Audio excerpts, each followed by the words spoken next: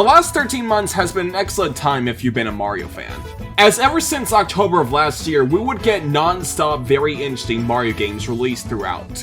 From very weird and interesting games like Super Mario Bros. Wonder to new experiments like Princess Peach Showtime. And just overall having a good time with stuff like Mario vs. Donkey Kong and Super Mario Party Jamboree. And to top it all off, it's been nearly a whole year since Nintendo revived the entire Mario RPG side, as we were able to get full-on remakes of Super Mario RPG on the SNES, and then a freaking half a year later, we will get a full remake of Paper Mario: The Thousand Year Door. And now to end things off with this great Mario streak, Nintendo then would bring back one of Mario's most cherished RPG series of all time period. And no, this is not just a remake, but a full brand new game. Mario and Luigi Brothership. Out of all the Mario RPG games Nintendo released this past year, Brothership was definitely the one I was hyped the most for, as this was the first new Mario and Luigi game after 9 years. And my lord, the last entry in the release was freaking Mario and Luigi Paper Jam. But yeah, after the lukewarm reception of this game, Alpha Dream would then release a couple of Mario and Luigi remakes, which were pretty solid for the most part, but the problem was that they released it on the Nintendo 3DS while the Nintendo Switch was recently new. So literally everyone's minds were focused on the Nintendo Switch. With Superstar Saga, at the very least, it released very early during the Nintendo Switch's life, but it was when they released Mario and Luigi Bowser's Inside Story when things were problematic. And regardless on how much you feel about this game's quality, this game had no purpose releasing on the Nintendo 3DS, as it released 2 years after the Nintendo Switch was on the market. And because of that, and also was competing with another Mario game, this game's so terrible. And it's still considered as one of Mario's worst selling games of all time period.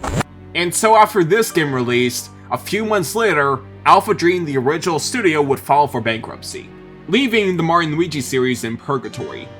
So for the past 5 years, the only glimmers of hope we would get was probably just Nintendo would then file a trademark with Mario and Luigi or something, and nothing really come with that.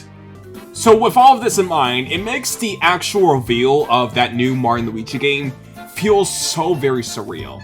But it did leave everyone with one final question though. Who are the new Mario and Luigi developers? Which is a question everyone was speculating for a few months until last month we would finally get our answer, as the new Mario and Luigi developers is a studio named Acquire. Never really heard about this studio before until I looked up their resume, and yeah, I'm familiar with their work, as they were the developers of Octopath Traveler, which was a cute little RPG I played back in 2018. But I was honestly very excited regardless on who was making it. However, despite that, this is still a Mario and Luigi game by a brand new studio, so of course there's going to be a lot of growing pains because of this. And while the majority of critics do really like this game, I've seen a good amount of people that are a bit more mixed with this game, with one of the big examples being, unsurprisingly, from IGN. Now personally, I never really took IGN reviews so seriously ever since 2008, but I feel like the reaction people give this review has been a bit overblown. Like, keep in mind, Mario and Luigi Brothership has been generally well received, and in fact has a 78 on Metacritic, which is nearly an 8 out of 10 game. But I've seen people keep dragging this on and on about IGN giving this a mixed review, despite most other journalists giving a positive score. So it's like that one-off review from someone that probably didn't really care about the Mario series was the only one that was actually valid. But despite that, that never really dampened my excitement for this game because, again, I never really take game reviews seriously, as I mostly have to try it for myself to get my full opinion on. And well, today's the day as I finally got the game on my own hands, which is still very surreal for me. Like, keep in mind, with the last Mario and Luigi game, I got it when I was still in freaking middle school. But I've been playing this game for almost a week now, and I've beaten it already. I'm currently doing my second playthrough now, and I've gotta say, if you're a big fan of the Mario RPG games, especially Mario and Luigi, you're definitely gonna be having a good time with this. But for me, I have a lot of things to say about this game. A lot of great, a lot of good, a bit of eh. But before we start, I'm gonna have a big heads up on this video. So since this game is recently new, I'm gonna give out a big old spoiler warning for this video. As just like my previous Mario and Luigi videos, this is going to be divided into several parts. I'm going to be very light on spoilers for the first half of the video, just really talking about stuff that they showed in trailers. So if you want to go through this game completely blind, then skip off this video. But before you do so, I recommend subscribing and such. But with everything out of the way, let's get started. So the story begins on a peaceful day at the Mushroom Kingdom where Luigi's being attacked by a swarm of bees, where he almost plummets to his doom before Mario was able to catch him, where suddenly the brothers' hands begin to glow as it shoots out multiple portals up in the sky, which begins to swallow them, Princess Peach, a group of Toads, and even Bowser and his minions. Mario tries to catch up to Luigi before they were separated inside of the portal, and when he wakes up, he finds himself stranded on a mysterious island. And while he explores, he immediately starts hallucinating Luigi as he tries to find his brother. They were only separated for 3 minutes and Mario's already hallucinating. But luckily it doesn't take him that long to find Luigi, as eventually he finds him on a mysterious boat island, which is a place inhabited by 2 other people, this little gardener named Connie who's in charge of protecting this mysterious tree, as well as Snoutlet, a mysterious little flying creature who looks like a pig but states that he is not a pig. And it turns out is that when Mario and Luigi were sucked into the portal, they landed directly into the world of Concordia, or at the very least what's left of it. As long ago, this place used to be one big continent, until one day the centerpiece of the land, called the Unitree, was destroyed, shattering the entirety of the land, causing them to drift into small islands. And ever since, Connie and Snoutlet were growing this brand new Unitree, so they could hopefully return everything back to normal. And so, it's now up to Mario and Luigi to travel across different parts of the sea, and help Snoutlet and Connie accomplish their mission. The story of this game at first is very straightforward, as it's basically the brothers trying to figure out a way to go back to the Mushroom Kingdom. And along the way, they'll meet these weird and quirky characters that'll probably help them on their quest. But the more you progress through the game and the more characters you'll meet, the more the story gets more and more interesting. Like with Connie, for example, I was actually surprised how much of a big role she does have in this game, as even though she doesn't really travel that much compared to Snoutlet, the game's story focuses a lot on Connie and her past with her former mentor, as throughout the game she'll travel across different parts of the island where she reminisces on her past, as they both had a mother and daughter type of relationship. And as for Snoutlet, well, in this game he's basically the equivalent of Starlow in Stuffwell, where he travels with Mario and Luigi to show him the ropes of this land. Honestly, at first I didn't really think too much about Snoutlet, but honestly the more I played through the game, the more he actually grew on me. At first I was a bit worried because with the marketing in this game, they really forced the fact of the joke about him not being a pig. And while he does have a lot of pig jokes, in fact he does a lot of puns, I surprisingly really liked it because it had a little bit of a sense of like a dad joke. And I also really love how well he's animated. I like his little bounce he does, like, I mean look at that, it's adorable. He's definitely on par with Starlow as a really good companion for the Mario Brothers. And speaking of which, she does make a surprise return as well, this time being Peach's best friend in this game, which honestly fits really well, especially considering the fact on what they could do together in past games. And even though she's not the Mario Brothers companion this time around, she's still a prominent character in this game surprisingly. And now this is the part of the video where I talk about why people are overreacting about Starlow's behavior. Okay, so for those who don't know, for the past few videos, I always talk about small segments about like, why I don't really get the hate for Starlow. As over the years, she became a very controversial character in the series, mostly because of the fact that she usually jabs Luigi a lot in these games. And after playing through literally the entire series within 5 months, I still think people are overreacting a bit about Starlow. I mean, hell, in this game, when Starlow arrives on the ship-shaped island, Luigi is happy to see her and vice versa. And the only actual nickname Starlow calls Luigi is just Mario's brother. I honestly can't really say that's a tease, that's just more so a nickname because that's what Luigi basically is, Mario's brother. And besides that, she does make one more joke about Luigi, but that's basically it. And even then, I can't really say it's out of resentment, because deep down, Starlow does care for Luigi's well-being. And even if she does make a few jokes on Luigi, it's mostly a sense of like, you know how you're in like a friend group and you do occasional teasing from one another? It's basically like that, with all the jokes she does do with Luigi never really offends him. With the only time where her jokes actually did went too far, was the one where it did actually hurt Luigi's feelings. And even then, Mario did call her out on it, and she did feel bad afterwards. But okay, I'm going a bit too off topic, so yeah, Peach and Starlow are companions this time around, with the two having a very interesting role in Brothership, as they form a little bit of an alliance with these group of kids called the Idol, who will help the Mario Brothers on their big quest to save Concordia, as it's all currently in danger by the evil Zaka and his minions, the Extension Corps. And I've gotta say, I really love the contrast between him and his goons, as Lord Zaka has a very intimidating presence with him. even more so than any other Mario and Luigi villain, who literally views everyone as a joke, even his own minions, who can't even remember their own names. And compare this to the Extension Corps, who are extremely goofy characters that really fit at home with the Mario and Luigi cast. I especially love this bit when there's this mini plot of trying to set up a wedding, and one of the goons try to trick them by giving them these fake ingredients, while having this stupid Team Rocket-ass disguise. Which is another thing about this game, just like the other Mario and Luigi games, this game is full of great chuckles. Especially with Luigi, I love every time when you launch yourself into a different island, he lands in some misfortunate way. But I think the funniest joke I could think of with Luigi is that during the section where you're disguising yourselves to get into Bowser's fortress, the brothers were offered free refreshments with Luigi just taking off his disguise to enjoy the drink, and that reaction the Koopa makes really sells it for me. Now, is this game Superstar Saga and Partners in Time levels of funny? Not really, because I feel like with this game, it doesn't really have that much of a zany premise compared to other Mario and Luigi games, but I feel like it makes up for it by telling a really meaningful story, as this game focuses a lot more on the characters, even more so than any other Mario RPG game. I remember this one section when Peach meets up with the idols for the first time. They discover that Dory has arrived in Concordia injured, and so for a few minutes they try to focus on trying to find medicine for this poor creature. And later on in the game, when the brothers find themselves in Bowser's fortress, there's this whole side plot of Bowser Jr. befriending a Concordian named Buddy. With the big conflict being is that since Bowser Jr. is the bad guy and Buddy wants to do good, he occasionally helps the Mario Brothers, which causes a bit of a rupture in their relationship. Now, of course, at first Bowser Jr. probably viewed Buddy as like, a kid that looks up to him and thinks he's the coolest person. In a similar way how Bowser Jr. views his own dad, as he thinks he's the coolest person. But thanks to Kamek, who basically mentors him throughout this entire game, Bowser Jr. would solely genuinely care for Buddy. And so by the end, Bowser Jr. considered Buddy as a genuine friend to him. And even though that doesn't sound that interesting, it does add up to the theming of Brothership, which is connections. Which is honestly a really clever idea to make every single character in this game literal plugins, because you're literally plugging in, like connecting things.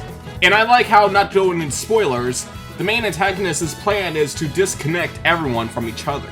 And I really love Zakit's design, as he's literally this sentient wire cutter. And his actual plans in the game is really evil the more you think about it, because he has this special substance called glum. And when someone's affected by it, it fills them up with severe hatred for their friends and family. He's literally forcing people to distance themselves from their loved ones, which is outlandishly cruel. So yeah, the stakes are very high for the brothers this time around.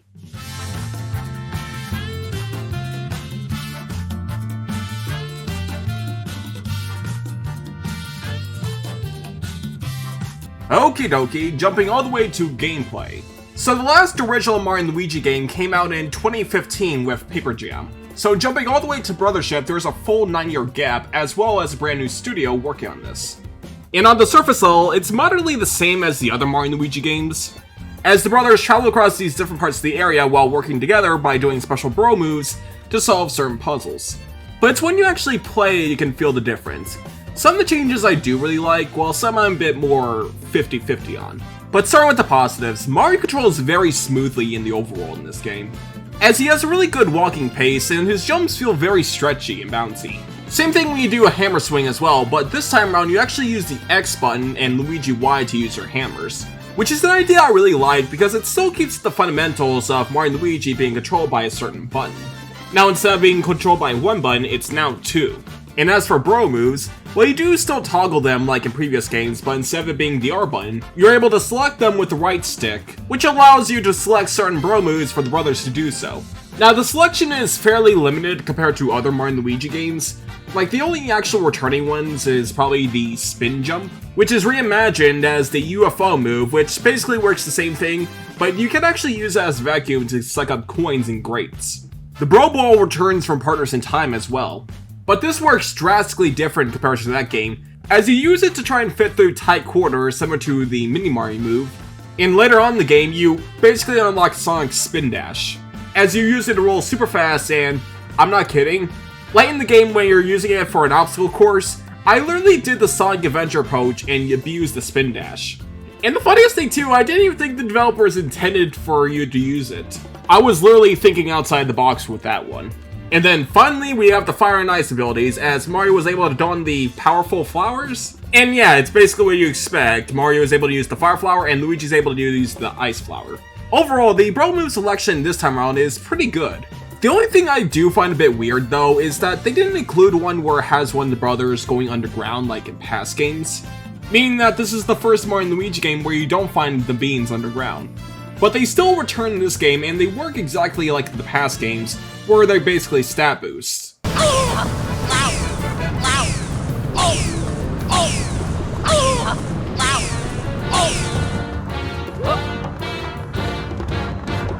Alrighty, so I'm saving the biggest change for last, as this one is probably one of the most talkative points when it comes to Brothership. And it's all set and focused on Luigi himself, as this game has him in a different role compared to the last games, as he usually was the much more timid brother, who often chickens out on the adventure, but in Brothership he kind of plays much more as the smart one of the group, as he always tries to think outside the box on how to proceed. And this new mechanic is called Luigi Logic, and personally I'm a bit more 50-50 on. On one hand, I do like the idea of having Mario and Luigi work together to do certain puzzles. I remember with one of the first puzzles, you play hot potato with the various toads you find on this island. But on the other hand, it does lead to Luigi being very simplified in this game, as literally all of his moves are now automatic, including jumping on platforms. Now this is the part I wasn't really too big on, because I feel like it kind of loses the appeal of past Mario and Luigi games, as it veers away from feeling like you're controlling the brothers as one entity to just controlling as Mario. But I will say, besides that, the new ideas they have for Luigi in this game aren't bad at all, as I like how this mechanic really emphasizes Mario and Luigi working together. It does feel a bit different from past games, but at the end of the day it does feel like a Mario and Luigi game. It's just that the gameplay feels more so like a reimagining in a way. In a way, it's kind of like going from the original Donkey Kong Country games on Super Nintendo to Retro Studios' Donkey Kong Country Return games, where they're both similar and different at the same time in very interesting ways. Doubly so on how this game is structured. So of course with this game, the main theme of it is sailing across the seas. And so for the very first time since Partners in Time, the ship-shaped island is essentially your hub world, as it's a nice cozy place where you can buy stuff, talk to the NPCs, and just enjoy the sights, right before you get launched out of the cannon into the next island. And there's so many wide range variety of islands to explore. One of the first few islands you go through has a very focuses on arts and crafts. One of the islands is basically one big old carnival, where the whole gimmick is that it's one big maze you have to go through, where once you head to the main center you can actually control the maze and try to figure out where you have to go. And this is going to be a weird comparison, but some of these islands weirdly reminds me of Paper Mario Color Splash in a way, where just like in that game, some of the islands tell a bit of a mini story. Like in one of them, you're traveling through this hybrid island that's a mix of a volcano area and an Iceland, where the two types of people are having a big conflict on who has the best food, with Mario, Luigi, and Snowlet being the judges, and when they try to make peace by saying it's a tie, it causes even more conflict as they decide to try and make it better so they can beat the other side. But I think one of my personal favorite islands has to be the one from Boldfish, as in this area, the entire town is in conflict as their most precious treasure has been stolen, and they're all pinning the blame on this recently new couple. And so it's now up to Mario and Luigi to try and clear their names, as you talk to the local residents and even sneaking down to the jail cell. And for another story, you're trying to storm away this giant office building, as it's a location where a bunch of people are getting kidnapped to. But in order to do so, you need to use either Luigi or Peach as bait, with the green plumber being considered as hard mode, as you'll be basically playing through the whole thing alone. And then there's the lighthouses, which basically works in a way kind of like a Zelda dungeon, as these are the main centerpieces of Concordia, and that's where the big bad bosses live, as you try to find the various keys across the caverns to try and reach the top of the lighthouse. It's all really good stuff. However, I do have one big criticism with Brothership's structure. As well, I did mention that you're going through different islands non-stop. I will say, for the beginning parts of this game, Brothership will definitely feel slow for a lot of people, as they really want to teach you every single thing that this game could do before they could really let you out in the world. And so because of that, the plot of this game doesn't really go forward until like 3 hours into the game. But I'd say maybe around when you meet the idol when the game actually picks up, for me personally. I don't really know, man. I feel like my opinion would be a bit different from yours because I've known friends who state that the game picks up for them later on in the game. And so I feel like the beginning parts of this game alone is why people have a bit of a sour spot with Brothership. But at the very least, Brothership does keep their fast forward feature from Paper Jam, which does help with some of the cutscenes that drags on a bit. And let's get this out of the way, even though this game does pick up later on, that is still not a good thing, because the fact that people have to encourage people to keep going to see if the game gets better for them really shows that they really need to adjust the first areas of the game. Because especially with an RPG, first impressions is everything. As you're going to be playing through hours, and I mean hours in this game. As Brothership is a really beefy game, in fact, I think this is probably the longest Mario RPG game ever. Especially when you do the various side quests in this game. Oh yes, they include side quests. But don't worry, most of these aren't necessarily long, in fact they're only like 10 minutes long. They're mostly there just to add more content into this game, plus you get really good rewards if you do so. And occasionally, some of the missions is basically characters just chilling and just talking about each other, with Starlow bringing up the point that her appearance right now is only temporary, as her real form is an 8-headed beauty according to her, which, I'll be honest, I do not even want to imagine what a biblically accurate Starlow would look like. And it makes me wonder on what other stuff she's hiding from everyone. Look at that cutie yellowy smile she has.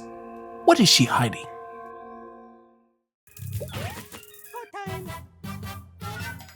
Now, jumping all the way to the ever so iconic battle system. Just like in the overworld, the battle system here is a bit of an evolution of the original gameplay style, as you're still bopping on enemies and use your hammers and such, but now this game has a greater focus on Mario and Luigi working together, as even with simple jumping and hammers, Mario and Luigi will work together to make their attacks stronger. And it's definitely a spectacle to behold because they're basically showing off their acrobatic skills. As Mario jumps on the enemy while Luigi flings him up like a volleyball and slams down for the final blow, while the green man is able to do what? Oh, you've got to be kidding me. Okay, so this is another controversial talking point in Brothership, is that when you use the attacks for Luigi, you use the A button instead of the B button like in previous games. Which doesn't really sound like a lot, but considering the fact that we had these games for like 20 years now and it's always been the same, this really threw off my muscle memory for me, and it actually made me slip up occasionally. I eventually did get used to it, and I honestly think personally this is not really a big hurdle for this game. It's more so you're just asking why instead of just a big detriment. But eventually once you get used to it, it just really clicks with you. The jumping, the hammers, and the dodge or two, everything in this game feels so natural. All the enemies in this game picks up a really good challenge, and I really gotta mention, I think my favorite enemy bunch in this game is, ironically, Bowser's minions. Mostly because since they are enemies you fight later on in the game, they go way more creative on how they attack you. Like the Koopas being a lot more aggressive when they all charge at you at once. The Magic Koopa takes advantage of these magical blocks to spawn on enemies so you have to defeat them as fast as you can. And I can't believe they did this, but they did a full-on Mario Party reference with Shy Guy, as his main attacks is basically you playing through Shy Guy says. And as for the trademark bro attacks, I love the fact how a lot of them takes full advantage of this game being full-on 3D. And I got really excited when they pulled out the jump helmet, because this is one of my favorite moves back in Bowser's Inside Story. But I think my favorite bro attack is probably Hatch Me If You Can, as the brothers use this Yoshi egg as a volleyball, and once you do the slam dunk, Yoshi will come out of the egg and do one big ground pound move, and yes, I abused the hell out of this move. But of course, since this is a modern Mario and Luigi game, they add one brand new battle gimmick to pretty much spice things up. With Bowser's Inside Story and Dream Team it was the badges, and with Paper Jam it was the battle cards. But now, jumping all the way to the Nintendo Switch, we have the battle plugs, which is a very versatile mechanic in this game, as you can customize your moveset in any way you want. Like when Mario and Luigi does a regular attack, it'll cause a small little shockwave. There's a plugin where if you use it, you are able to automatically heal yourself and still use a turn. And there's even one that gives you Paper Mario's Flare Jump to make dodging easier.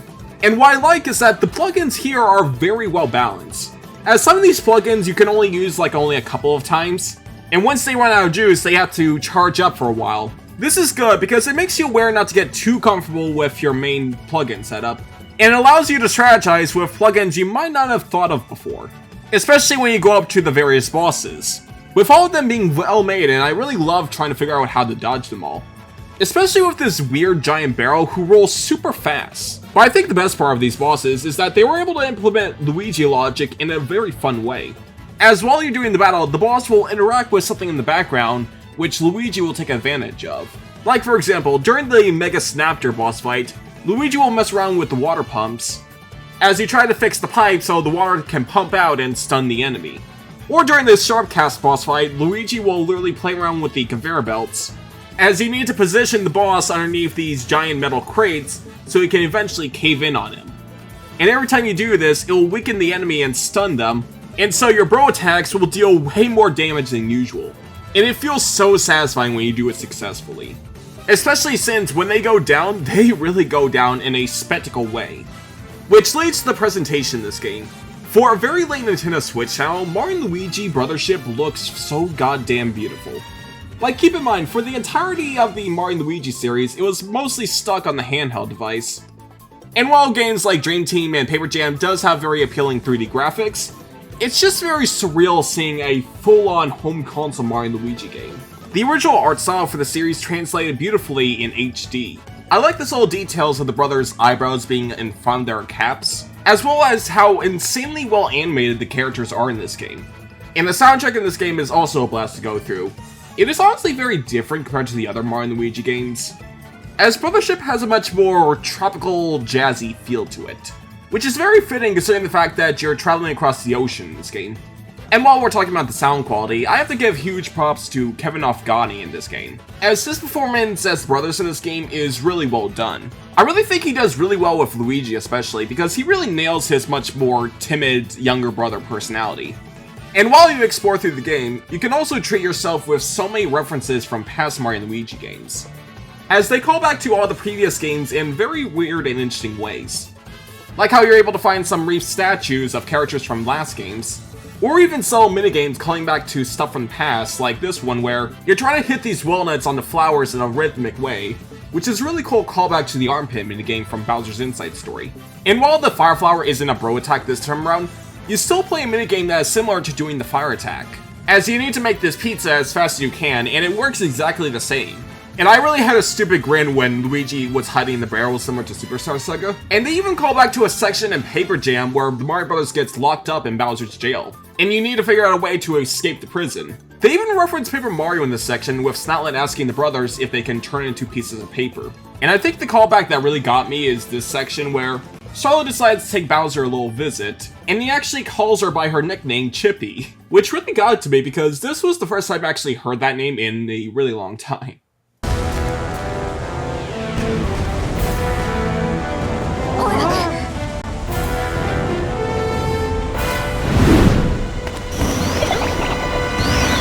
Okay, so this is going to be the part of the video I'm going to be talking about major spoilers for this game. So I'm going to be talking about more about the biggest twists and turns about this game, as the ones I talked about, like the minor spoilers, were mostly minute stuff. So if you don't want to get spoiled, skip to this timestamp right here, where it will go straight into my conclusions. I'll give you a 5, 4, 3, 2, 1, let's go. Alright, so after Mario & Luigi was able to find Bowser in a secret castle of his, the Extension Corp then kidnaps Bowser Jr. with Bowser going after them, which all leads to Lord Zocket's fortress, and once they go all the way up top of the building, Zocket then infects Bowser with the Glom, with the Mario Brothers being able to defeat him, but he had one final trick up his sleeve as he fires a massive laser across the entirety of the rooftop, with the brothers barely escaping with their lives. And so they are now washed up in the same place Mario was when he first woke up in Concordia, but now you can explore a different path that you weren't able to at the beginning. And the deeper the brothers explore through the island, they were eventually able to meet the guardian of Concordia called the Great Conductor, who reveals that he was the one who summoned the portals to bring Mario & Luigi to Concordia. And it's also revealed that Snotlet was also his assistant this entire time, as the Conductor states that the Mario Brothers needs to help save Concordia because things are going to get a lot worse from here. And so after they were able to return back to the ship-shaped island, they then have to figure out a way to jump over the gate, which they were able to do so, as you were able to have a choice from either going underneath the sea or flying over it, which I honestly choose the flying over because I really wanted to see what it looked like. And also this game proves once more that Luigi is actually the ladies' man of the two. And after re-entering the fortress and fighting off the Extension Corp for one last time, they were able to confront Lord Zocket once more. And this is when the big twist comes into play, where it turns out that Lord Zocket was actually just a possessed persona of Connie's former mentor. As it turns out that she was the puppet this entire time, as the real mastermind is this evil entity called Reclusa, who's this trans-dimensional being that destroyed multiple worlds in the past. He eventually lands in Concordia in this egg state so he can recharge, and once Kazao discovered the egg, it turned her into Lord Zocket, with his first evil act being to destroy the unit tree. And I've gotta say, I really love Reclusa's design. His style and mannerisms is so different from any other Mario character we've seen before. As I always like a villain who is so chaotically unhinged, kind of like Jevil from Deltarune, and you really get the impression that he's super dangerous because he immediately turns Lord Zocket's fortress into his, as the entire place turns into this giant tree called a Solid Tree. And his big mastermind plan is to entrap everyone in Concordia into this virtual reality world, as he tries to entrap everyone into their imaginations where they'll be alone forever. Jesus Christ, that's even more twisted than Zocket's hate ray. And what's even worse is that after he's finished with Concordia, his next destination will be the Mushroom Kingdom. And so Mario and Luigi needs to figure out a way to get back to the Solid Tree. And the only way to do so is collect various people's bond energy, that way they can power up the brothers to break through the barrier. And after traveling across the entirety of Concordia one more time, they were finally able to gather enough bond energy so they can break through the barrier. And so it's time for the brothers to re-enter the Solid Tree. And man, this place is drastically different from once you first came in, because it's basically one final gauntlet of every single move you've learned so far. And this is not even talking about the second half of this area, which I've gotta say is probably one of the most insane things I've ever seen from a Mario game. As the brothers try to climb up this giant building, they for some reason blacked out, and when they wake up, they for some reason arrive back at the Mushroom Kingdom, with Peach and Starlow saying, "Congratulations, Mario and Luigi, you've saved the day once again." However, once they try to enter Peach's castle, they then arrive back outside. The brothers are very confused on this, but all everyone else can do is say, "Hey, let's play a game, let's play a game." This is when it turns out that the brothers landed in Reclusa's virtual reality world, and now they're stuck playing these minigames with their friends who aren't real. And the more you progress through this area, the more the entirety of this virtual Mushroom Kingdom falls apart, as they keep asking you, "Hey, let's play a game, let's play a game, and let's play a game, let's play a game, and let's play a game, let's play a game, let's play a game, let's play a game." The only way for them to escape this virtual prison is if they could find the real Reclusa, as they have to use Lakitu's cameras similar to Mario 64 to figure out where the invisible paths are, with the evil entity getting more and more frustrated that they're fighting through the virtual reality. And eventually he just gives up and lets them go so he can just kill them. And so once they arrive once more on the rooftop, Reclusa has a full-on ambush as all of his minions try to attack the brothers. But luckily they were saved in just the time thanks to Bowser, who wants revenge on Lord Zocket for making a fool out of him. And so with no more running, it's time for the final battle, as this is a crazy multi-phase final boss. With the first section, you're pretty much fighting Reclusa head-on, but then his second phase, he then emerges into the tree by becoming this giant evil monster. But you don't fight the tree head-on, as you have to fight these flower minions, while the tree in the background tries to attack the brothers. And I really love this phase. I really love how much they really make this final boss feel so big. Like you're literally fighting a giant in this area. And then when we head to the final phase, we then enter inside of the Solid Tree, as Reclusa's true final boss is super chaotic, super unhinged, like he really wants to kill these plumbers. This is definitely a great way for this game to go out on, as once his health goes all the way down, it's time for the brothers to do one final blow. As after a few swings here and there, Reclusa has finally been defeated, with the evil entity fading away from existence, and all of the flowers he infested across Concordia has ceased to exist, freeing all the people from the evil's virtual reality machines. However, since Concordia has been saved, it's time for everyone in the Mushroom Kingdom to return back to home, as the brothers say one final goodbye to all of their friends. With the one that actually did get me is probably the one with Bowser Jr. saying goodbye to Buddy. They were such wholesome friends in this game. But when all is said and done, the Great Conductor then opens the portal back to the Mushroom Kingdom. And with the entirety of Concordia back to where it once was, Mario, Luigi, Peach, and Bowser returns back home. And with all the Concordians finally at peace at last, everything has finally returned back to normal. Ending things off with Bowser then attacking the Mushroom Kingdom once more, concluding Mario and Luigi Brothership. And final verdict? This game is such a really good time. After so many years of Mario and Luigi in this limbo state, It is so great to see this series back again. Now, I can't say that this might be my favorite Mario & Luigi game since it's still very new, so recency bias and all. But if I can scale them between all the games, I'd say I like it more than Superstar Saga, Partners in Time, and Paper Jam. But I think I would prefer Bowser's Inside Story and Dream Team a bit more. So I think it's safe to say this game is on my top 3 list. And I definitely think Brothership is going to be a cult classic for years to come. Especially with the many, and I mean many characters this game introduced. Like, I didn't even scratch the surface with some of these characters. And I really think you should really try out this game. And it's just so nice that after so many years, we finally have a true, proper, turn-based Mario RPG game again. Like, the remakes of Super Mario RPG and Thousand Year Door were really nice, but I was very curious on what they could do with an original game, and Brothership answers that question. Acquire did a fantastic job reviving this series. Were there a few growing pains with this game? Sure they were, but overall, I felt like Mario & Luigi Brothership was definitely a big win for this series. And before we end this video, I would like to say a massive thank you to everyone who supported me during my entire Mario & Luigi marathon. As I had one hell of a time going through every single game in this series. From the very highs to the very lows, it was definitely a very interesting time. As this series was basically my RPG childhood, as I played through most of the games for most of my life. And whatever Mario RPG comes next, I am definitely going to be playing through it.